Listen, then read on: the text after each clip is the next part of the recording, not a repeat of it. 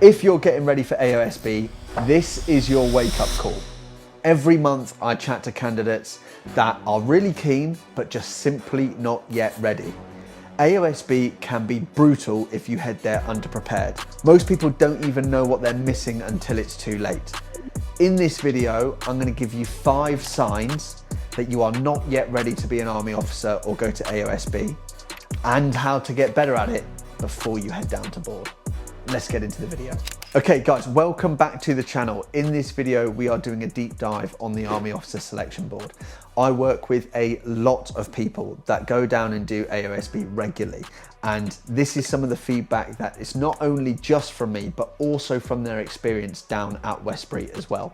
The aim of this video is very straightforward, to give you the information so you can prepare as best as you can, do well at the board, and start off at Sandhurst in the best way possible as well. But AOSB, we know, is not easy. There is a 50% pass rate for a reason. Simply, it just isn't for everyone. Whilst it's very achievable, they aren't just dragging people off the street to go to Sandhurst. So it's important that you think these things through and figure out what it is that you might be missing before you get there. Finally, the last point of this video is what I deem as the biggest risk to your entire Army Officer application. It's something where I ask individuals and I quickly get a sense as to whether they're made for this or not, or just simply not ready. So make sure you watch the whole video to find out exactly what that one is. Without further ado, let's go. Okay, number 1, and it's not going to be a surprise to any of you that watch my content regularly, this is all about fitness. It is absolutely mental to me if you go down to AOSB knowing that you are not at the fitness standard. Now, some of you watching this video might be like, yeah, that is mental. No one would actually do that. Trust me, I speak to these people, and I don't mean just a bit nervous that they might not get the 8.6 pass or whatever, but genuinely know they are considerably below the standard, not even maybe at level 7 yet. So it is so important that you go down fit, because it shows that you are prepared. It shows that you actually know what's coming up. And the most important reason is you're not just going to set yourself up for failure before it's even begun. There's a lot of difficult parts at AOSB, and there's a lot of stuff that you might not be able to control throughout. Fitness isn't one of those. Fitness is totally in your own control, right? A bit more time to prepare will mean that you can go down there and pass these tests. They are not that difficult. But when we're looking at fitness, there are 3 aspects to AOSB and why I think this is important. The first one is obviously the bleep test. Now, this is obviously the one where people train for the most and get a little bit sidetracked in their training as well. If you're not a good runner, then it's not going to be a comfortable experience. But the pass mark is totally achievable. If you are below the pass mark at AOSB briefing, you will not get a Cat 1. It's as simple as that. If you are close to the pass mark, you might get a Cat 1 if everything else has been really, really strong. But if you are nowhere near, then forget it. You are definitely not getting a Cat 1. And already the board are going to be looking at you like, serious? Is this a serious application? Is this person taking this seriously? So firstly, you need to go down there and make sure that you can nail that bleep test. And ideally, run way past that 8.6, because that is totally achievable. The second part is going to be the obstacle course. This is where it's not just running ability they're going to be looking at. It's agility, it's speed, it's strength. You're going to have to climb over obstacles, swing on ropes, all this type of stuff. And you will do obstacle courses regularly in the military as well, because it's assessing loads of different types of fitness, as well as your determination and aggression to get over these obstacles. It's very high intensity training, right? So that is what they're assessing. If you haven't worked on strength and you can't pull yourself over a wall, then that is going to be an area that you do struggle with as well. There's a lot of different elements that go into being a competent and capable Army officer. Fitness is one of those. If you want to be a serious applicant, you need to be fit enough. The third and final part of fitness is the command task element. Now, this isn't necessarily a fitness assessment. They are more assessing your decision-making ability, problem-solving ability, and teamwork ability, right? However, command tasks are physical. There will be climbing involved. There will be strength needed to contribute to the group. And if you have that strength and you can pull people over something, or you can hoist yourself up, carry heavy objects, whatever that is, you're going to immediately be able to offer value to the team, even if you don't know what the plan is, or even if you can't think of how to solve the problem.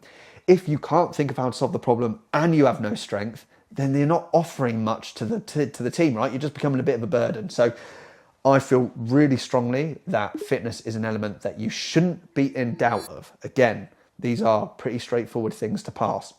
They're not asking that much of you. So the standards are totally achievable. Therefore, the requirement for you to actually be able to hit them is super important. That is everything on fitness. Okay, point number 2, and we're going to be looking at current affairs. Okay, the world is a super unstable place at the moment. There is a lot going on. There is a lot for you to know about. And most importantly, there is a lot for you to have an opinion on. Why is it important in an actual role as an army officer? Well, for a couple of different reasons. The first part is you are going to deploy to various places in your career, some that you might not even know of right now, right? So you aren't in control of where you're going to go. Having a general understanding of some of the recent history, some of the politics, some of the difficulties and disagreements between nations or amongst a population is going to mean that you are more read into what is going on in that place than if you weren't, right? That's fairly self-explanatory. But what's also really important is that when you get a brief to say that you're going to deploy to these places, they're going to assume a certain level of knowledge. All right, they're not just going to be treating you like you've never heard of this place before, you have no idea. So it's important that you are able to know what's going on in the world. Okay guys, very quickly, if this video is beneficial for you and you are enjoying the content, then please do consider clicking like. It really helps me out, and click subscribe. If you have any questions about AOSB, do pop them in the comments box below and I will do my very best to get back to you. Like I said, I speak with a lot of people that are going through this process. I've obviously been through it myself, and I see a lot of what Westbury say about candidates as well. So if you do want some accurate advice, then consider whacking it in the comments below, and yeah, we can chat there. Let's get back to the video. The second part of why this is important for the actual role is your soldiers expect it of you. You are the person, as the officer in the platoon, that they will go and ask these questions to, right? Or that you'll be pointing in their direction. And they expect answers. They don't expect you to be a politician. They don't expect you to be an expert. But they do expect you to know what's going on. They want you to know because you're their leader. And also to be able to offer advice or guidance or your own opinion on these matters, right? So that is really important. Then, when it comes to AOSB itself, they're obviously assessing this, right, throughout, but definitely in the group discussions where you literally debate current affairs topics. And again, they're not looking for people to be absolute experts in this space, but some people will be. Some people will have worked in politics or at least have a degree in it or in international relations, etc. So they're going to be, you know, really probably dominant in those areas. If you aren't, that's fine. They don't require it. But you have to know what's going on in the world. They want to know, because these issues that are going on across the globe will impact you if you're in the army in some way, right? It might just be being held at higher readiness and then having to relay to the troops why you're held at higher readiness because something's gone on the other side of the globe, why you're moving to a particular location, such as Cyprus, for example, in closer to the Middle East and all that type of stuff. It's important that you know this, what's going on in the world, so that you can brief it and discuss it with other people. So current affairs, if you aren't actively involved in your day-to-day life of keeping up to date with it, you really should be. You don't have to love it. I'm probably a bigger fan of the back pages than I am the front pages and watching the sport, etc. However, it is a part of the role that you need to take seriously and you need to be on top of it. So it is just, it's not an excuse if you don't enjoy it. They don't really care. You need to know about it anyway. Okay, point number 3, and this is all about confidence. Okay, I am absolutely not saying that you should be going there overconfident, but being confident is an important part of being a competent leader. We all know that there is a thin line between confidence and arrogance, and I am absolutely not encouraging you to go there overconfident, thinking that you have all the answers. What I am encouraging you to do is to go there confident in your own ability and what you bring to the table. Because if you don't have confidence in your own ability, how can you expect anyone else to have that in your ability too? So especially soldiers, right? They want you to be confident. Think about some of the situations that you might be in, some of the briefs or orders that you have to deliver. You might be asking people to go on the very front line to do some very dangerous stuff. And if you aren't confident in yourself, the way you communicate that plan, they aren't going to want to go, right? So it starts with the very, very basics of being able to communicate effectively. If that's an area that you struggle with or you're not as confident, again, they're not looking for the finished product here. I totally get it. But they want to know that you can communicate effectively enough, right, to deliver your plan, communicate with other people. It's important that you don't go there overconfident, because I'm sure we have all met people in life that are arrogant and you don't want to be around them. You definitely don't want to work for them. So there's an area of balance here that's super important. But as much as they are going to train you at Sandhurst, like I said earlier, they're not just taking anyone. There's a 50% pass rate for a reason.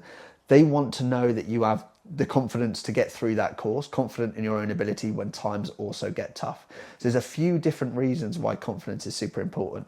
One of the easiest ways we've already looked at is communication, to make sure that you appear confident. The second thing is turning up fit. AOSB is a bit of a confidence game, and having areas that you know you're going to be successful in, such as the bleep test, then that is going to give you confidence when you rock up to do the bleep test. Sure, you'll still be a bit nervous because they're not exactly fun to do, but you're not going to be stood there at the start line worrying about whether you're actually going to pass or not. You're just going to be a bit nervous about the fact that it's going to hurt. Whereas compare that with someone who is nervous about the fact that they don't even know if they're going to pass it, their confidence is going to take a bit of a hit, and you need to appear confident. And then the final thing is with teamwork, with psychometric tests, whatever, you want to have put the work in to make sure that you are confident on those areas going into them, instead of just taking defeat after defeat after defeat. So I think this is an area where you don't have to be the most confident person in the world, and probably that's a good thing, but you do have to be confident in your own ability and realize the importance of being able to have other people have confidence in you as well. So that is point number 3. 4, and this is all about revision. As the saying goes, fail to prepare, then prepare to fail. I don't know why you wouldn't prepare for a job interview, right? A career that you really want. I don't understand why you wouldn't prepare. Let's say most job interviews are between 30 and 60 minutes. You'd probably still do a bit of preparation. Let's say the job interview is now a week long. You're going to need to do more preparation for it. And that is essentially what AOSB is. You have AOSB briefing and AOSB main board, and in total it's almost a week, right? So, or at least a working week. There are elements that you absolutely can revise for. We've already touched on it, fitness, right? It's not really revision, it's more training, but you can absolutely practice. Then we've got the psychometric tests. They are a pass-fail, right? So again, I don't actually know anyone that's gone down to Westbury and walked out of that these psychometric tests thinking that it went super well. They are quite hard and they leave you with a bit of doubt. But if you don't revise them at all, then you probably are going to struggle, unless you're just some sort of genius, right? Because they are challenging and there are some really difficult questions there. So you need to be putting the hours in terms of revision. Then there's obviously current affairs that we've spoken about as well. Staying up to date with that regularly is very important. I've heard some advice out there from candidate support managers, from people I've spoke to, etc., saying you shouldn't revise at all. It should just be done off your own ability, blah, blah, blah. That is absolute madness. It's horrendous advice. If you really want something in life, then what are we teaching if we are saying that you shouldn't work hard for it, right? And the working hard here can start well before you actually join the army. So give yourself the best chance of success by covering these bases and putting the time in before you get there. I speak from experience. I hadn't been to university, and I can't remember the last time I did an essay, probably when I was like 18 years old, and I did main board at 22, right? So 4 years of basically not doing, maybe only ever using a calculator for the psychometric side and not writing essays and whatnot. I absolutely revised before I went there. I got used to writing essays. They probably weren't great, but it definitely, helped a little bit. And the psychometric stuff. If it's something you really want, then absolutely you should put the work in to get there. Don't turn up unprepared. You will be found out. Okay, and the fifth and final point of this video, and I mentioned it was the biggest thing, and it really is when I ask people, it is probably the single most indicative point of whether they're actually understanding the role or not. And this one is all about leadership. When I ask people about this that are trying to join the army as an officer, I quickly get a sense of whether they're going to be successful or not. It is really, really telling. What do I mean by leadership? I mean your own leadership experience, your own leadership ability, and your understanding of what leadership actually is. When I chat to people that really want to join the army, they might tell me they really want to go traveling, or they want to see the world, or they just want to, be fit or whatever. You can get all of that as a soldier. It doesn't tell me anything about why you want to lead. I also ask questions on, tell me a bit about your leadership experience.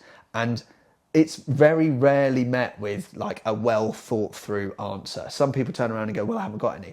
Well, that's not going to stand up at AOSB, is it? Because if I can see through it, you best believe they're going to be able to see through it. They want people that have understood what leadership is. Again, they're looking for potential, don't need to be the finished product. They're not expecting decades of experience. They know they're getting young 20-year-olds most of the time in through the door, but they do expect you to have some experience or at least understanding of why you think you can be a good leader. Because as I've mentioned already in the video, they're not just inviting anyone through. There's a 50% pass rate for a reason. The second reason why this is so important and why I think anyone with previous leadership experience or previous military leadership experience will be able to see through this is you understand how important it is for this to be about the soldiers.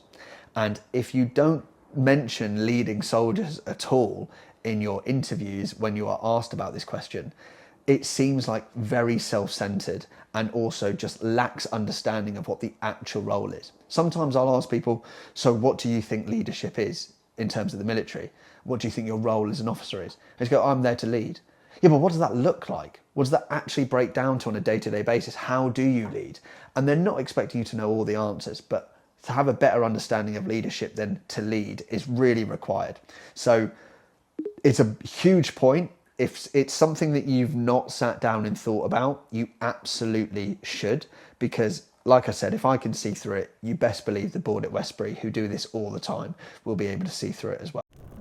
Guys, that is it for this week's video. If this content has been useful, please do click like, it really does help me out, and click subscribe. And you can also click the bell so you're notified every time I upload a video. I feel really passionately about this one. You should not be turning up to AOSB if you are unsure of any of the 5 things we've covered today.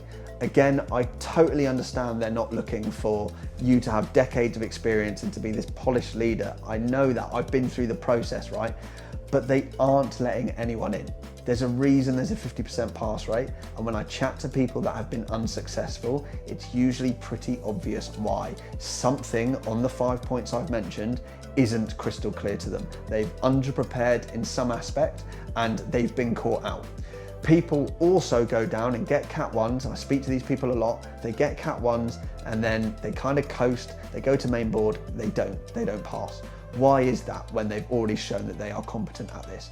Well, it's because main board is a big step up, and it's also because they want to see improvement. They actually want you to go away and work on the stuff they've told you to work on.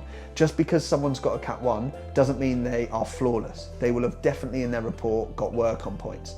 When they go back to main board, the board wants them to have gone away and worked on it, not just turned up and thought they could coast for 4 days and get a pass, right? So it is super important that you look at that, but also because I know the actual job requires all of the things I've mentioned, and the better you prepare now, the more serious you take it now, the better the officer you will become. Hope this is useful. Any questions, put it in the comments, and I'll see you next week with a brand new video.